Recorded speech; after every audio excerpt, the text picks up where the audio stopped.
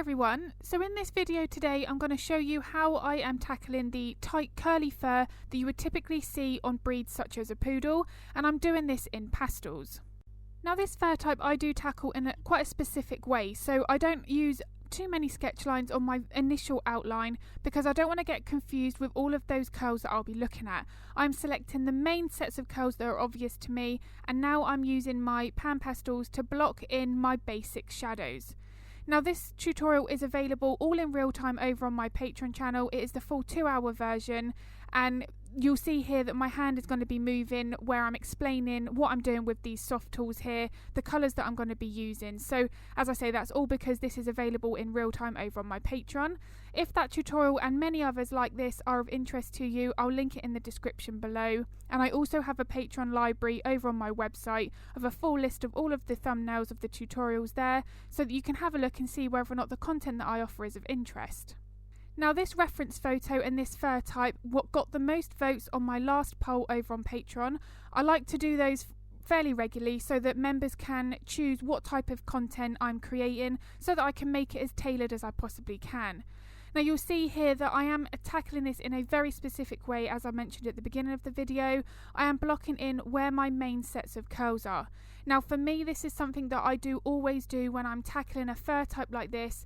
If I'm working on a cockapoo that's got a slightly longer coat but is more of wavier curls rather than this tight curl, that I approach slightly differently. But for this, I do find mapping in my main sets of curls at the beginning is the most effective way of tackling a really complex fur type like this. Now the reason why I tackle it like this is because if I look at this reference photo, it is one of those moments where you think, where do I start? Sometimes when you have a reference photo and a fur type like that, you end up spending and staring at your reference photo more than you do actually drawing, because we really don't know where to start. But by breaking it down in the way that I've shown in the tutorial, I find that I'm able to then tackle it a lot not just a lot quicker, but a lot less stressful. So I don't find it as daunting because I'm breaking it down into individual layers. I'm focusing on my lights and my darks and the main sets of shape that I can see in that photo. Now the one thing to also bear in mind is, regardless of what you're working on, every portrait goes through an ugly stage. That is entirely normal. We have to get through that in order to build up our layers to get that level of realism that we're after. And this first study is a prime example of it. It's not until I start working with my pastel pencils that it starts to come together, right until the last few layers. But all of the time that I was doing this part, it really does look like I've done this with my eyes closed and I've drawn it with my feet. That is entirely normal, but we just have to trust the process and carry on layering until we get it how we want it to look. Now something that I talk about in not just my videos on Patreon but also here on YouTube is how to avoid filling the tooth of the paper. Now when you're working with pan pastels like what I'm doing here, it's very easy to fill the tooth of the paper. They're very soft, they're beautiful and pigmented, they blend really nicely. They'd be perfect for backgrounds, but they are certainly, because of how soft they are, it's quite easy to fill the tooth of that paper. So I do have a dedicated video on Patreon showing how I avoid filling the tooth of the paper. But the main thing that you want to be avoiding is don't be rubbing those soft tools back and forth in your pan pastels to pick up the pigment. You will end up then completely filling the tooth of the paper. You only really want to be getting a very minimal amount of pigment because this is very saturated. It's one of the main benefits of pan pastels is that the pigment is very vibrant. They are really nice colours, and as I say, they're very soft, so they blend out beautifully. They're perfect for the base layers, providing that you don't fill the tooth of that paper. And you can see here that I am using the pan pastels here. I've got a few of the dark browns, a bit of a redder colour, a yellow ochre and an orange. Just a few of those variations there so that I can get this warm colour in place, but you'll see that I'm mainly focusing on my shadows at this point, making sure that I'm getting the contrast where it's needed. Now that's the one thing that's really important about fur types like this, is that contrast. The only way that we're going to get these curls looking realistic is to have our shadows as dark as they need to be, and that will then make the lighter curls that much more realistic because they will then look closer to the viewer. By adding our shadows in at this point now, I'm able to then break up this fur type even more, helping with that process of breaking it down and so that it's not as daunting. The one biggest tip I could give anybody drawing this kind of fur type is to be aware of the size that we're drawing it at. So what I mean by that is, if we're doing this for a pet portrait and it's maybe an 8x12 for instance, we're going to have to be a little bit more realistic with how many of these curls and how much detail within those curls we're going to be able to fit in. Sometimes what can happen is, if we're doing this fur type on a smaller scale and we are drawing the whole dog, we have a tendency to try and put in every single curl when we're working on something smaller, but what that can do is it can actually make the fur look fake. Because we don't have that same amount of space to add all these individual curls in, sometimes it's better to go with the approach of less is more. I'd be recommending to follow the process here, map in those main sets of curls that you notice when you look at that reference photo, and then tackle it as what I'm doing in this tutorial. Now, if you're working on something much larger scale and you're working on a poodle that's maybe 16x24 inches, obviously that's a lovely size to work with, and then we can add even more detail within this curly fur. So I would be tackling something like that in exactly the same way here, using your main sets of curls as those reference points, but obviously just making sure you're really studying that photo, zoom into that if you're working on a tablet, and then really making sure that you are adding all of those detailed curls within these main sets of curls that we've blocked in to start with. The main benefit with working larger is that we do have that luxury of having more space to add in that detail. So we want to make sure that with a fur type like this, when you do work on that larger scale, that we are making sure we're putting all of those curls in where needed. But obviously just bearing in mind that when we are working smaller, we're not going to be able to potentially achieve all of these curls. But that brings me on to something else. Sometimes that's not needed. When we're working on a fur type like this, and I like to go for photorealism with my artwork, so the photorealism is where you can see that I've used a photo for that drawing, but you can also tell that my artwork is still a drawing or a painting. That's what I like to achieve within my own portraits. So I don't really worry overly that my curls might be 1 or 2 millimeters to the left or the right compared to the photo. That's not really what I focus on. What I do focus on is that they are curving in the right way and that they're traveling in the right direction.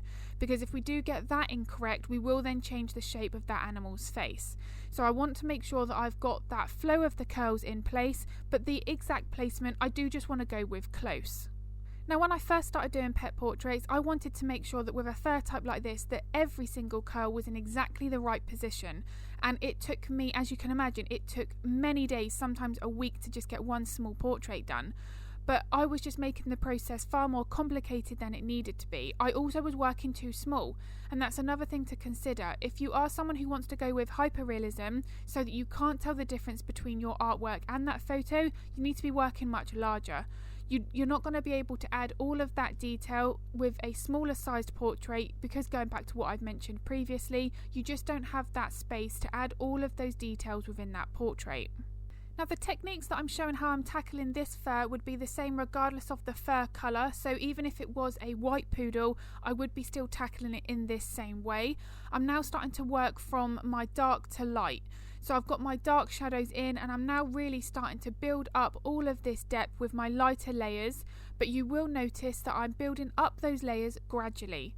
I haven't gone straight for my brightest pencil, I'm leaving those right till the very end. Now, you've seen from this sped up version that I do keep putting some of the pencils in the view, and I've got my hand underneath it, and that's because in the real-time version on Patreon, I'm really explaining why I'm selecting those colours for this study.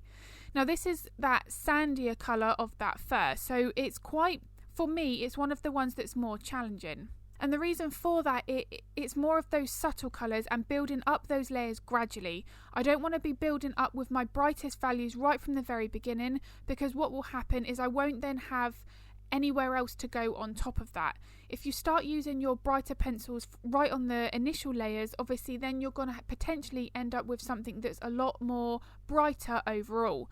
So we really do want to make sure that we're building up these layers gradually, working from dark to light in many light layers. Now, another big tip, regardless of the fur type that you're working on, but in particular something like this, is really study that fur direction. Now, I speak about it a lot in all of the tutorials, in that the fur and the curls will follow that muscular and skeletal structure under the skin. Now, when you're working on something where the fur is curlier but also longer, that's going to have a little bit more freedom within the fur. You know, if the wind is blowing, the fur is going to potentially be affected by that. However, The curls are not random. So you'll see here that on the right hand side of my study, they do tend to curve over towards the right hand side. The ones in the middle are going more up above towards the top edge, and then the curls on the left hand side then curve over to the left hand side. That is all because obviously it's following the shape of that skull. You imagine that this is that 3D, the head underneath all of these curls, so we want to make sure that we are capturing that illusion, that we've got that 3D effect of that animal's skeletal system.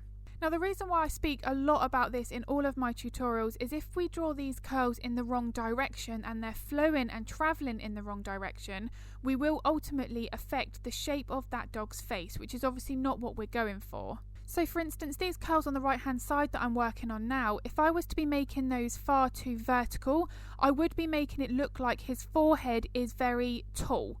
And the same with the other way. If I was then making these really straight and they didn't have that curved appearance, I would then make the head look like it was really wide and too broad. So it is important, and that's why I really do stress, especially in this real-time version on Patreon, is how important it is to get that curve within each of these curls. Now you'll see that some of these curls, they do curve in different ways, but overall they do flow in the same direction within that area that I'm working on. Now that I'm this much further ahead in the study, you can see how important it's been to get my base layers as dark as they needed to be. Now one of the most common questions that I'm asked is why aren't my details showing up on top of my base layers?